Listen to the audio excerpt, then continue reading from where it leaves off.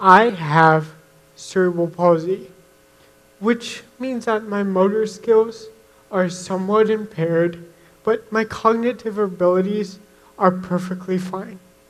Now, speaking to an audience like this, you would have never seen this 10th grade and below, because I thought that since it was only physical, I could hide my disability if no one else saw the symptoms, and it could only be a piece of paper at the doctor's office.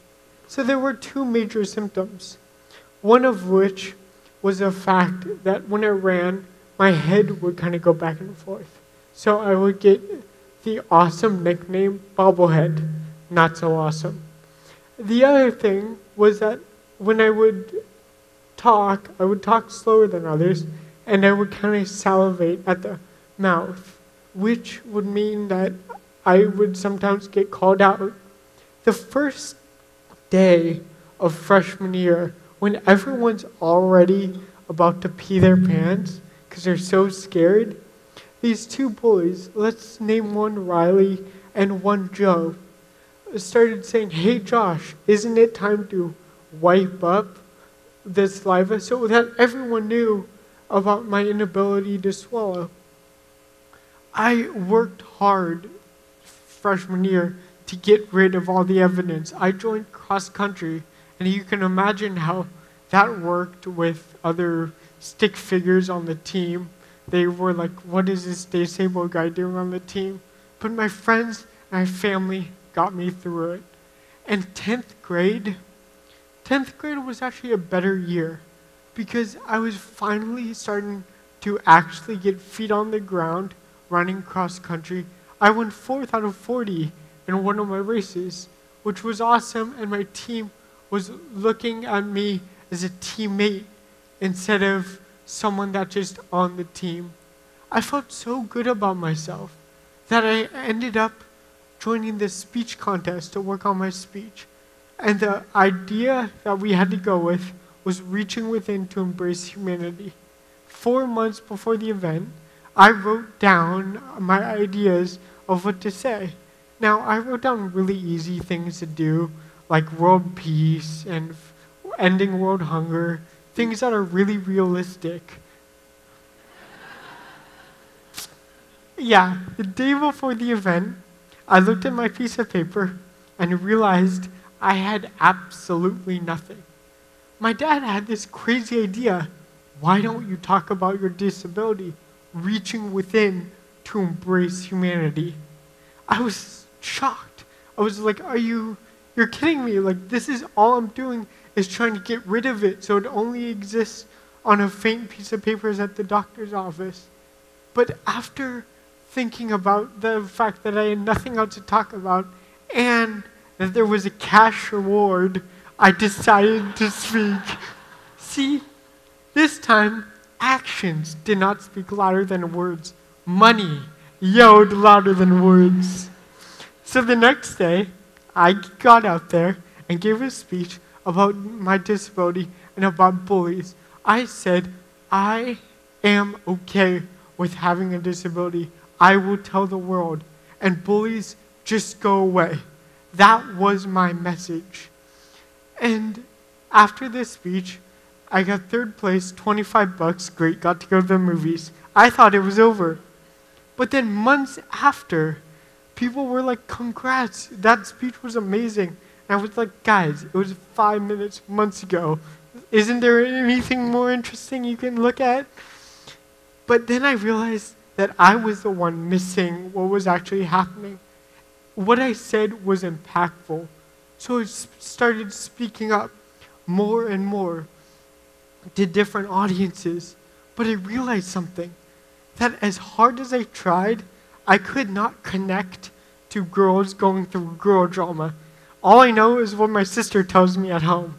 So I had to find someone that could, and then I had to find someone who could talk about date rape. I had to find someone who could talk about schizophrenia, peer pressure, all these things that people have overcome, their adversities, and together we formed a group.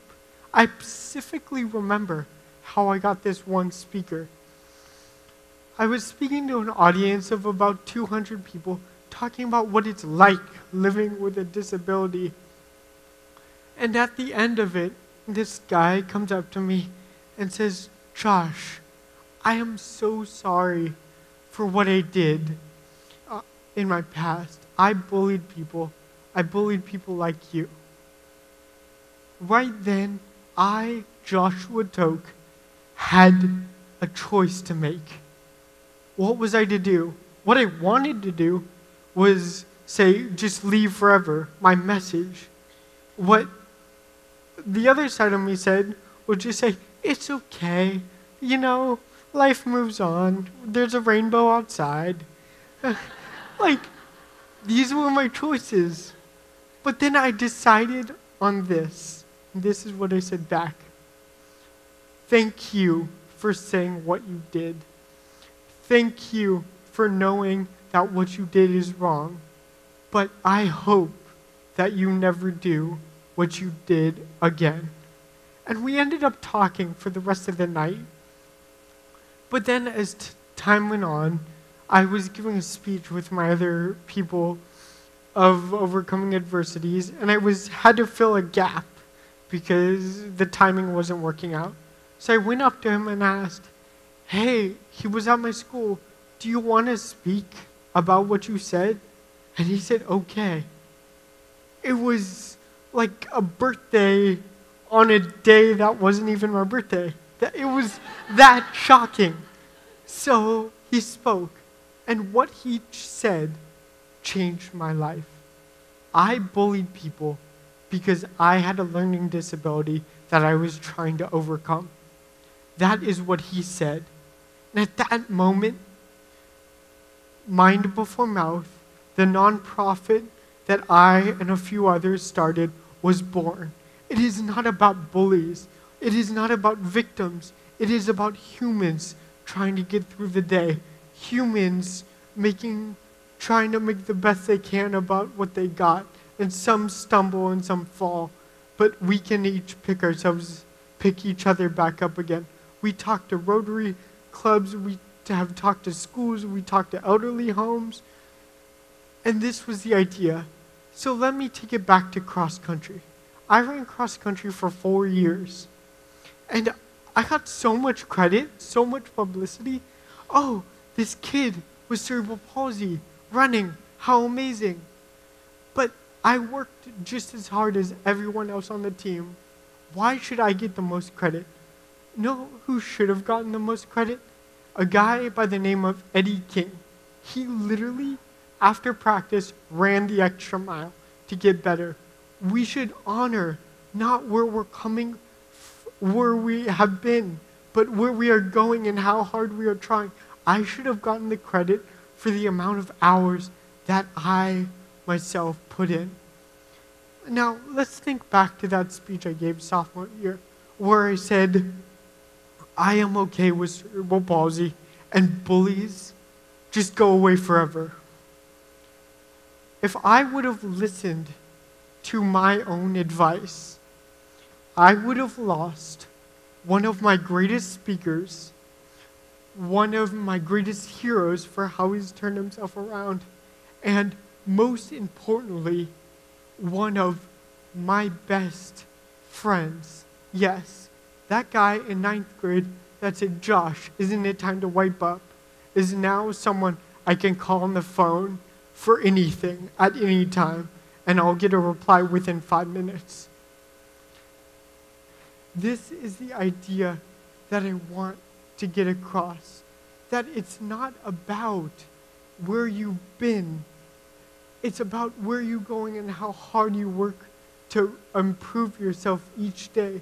We have all been battered, and we all probably have battered others in some shape or form, even if we haven't known it. But we each need to look into each other and see the human in each of us. See that each of us has strengths and each of us has weaknesses.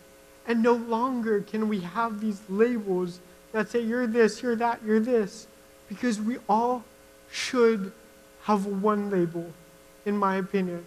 And it is a human being on planet Earth.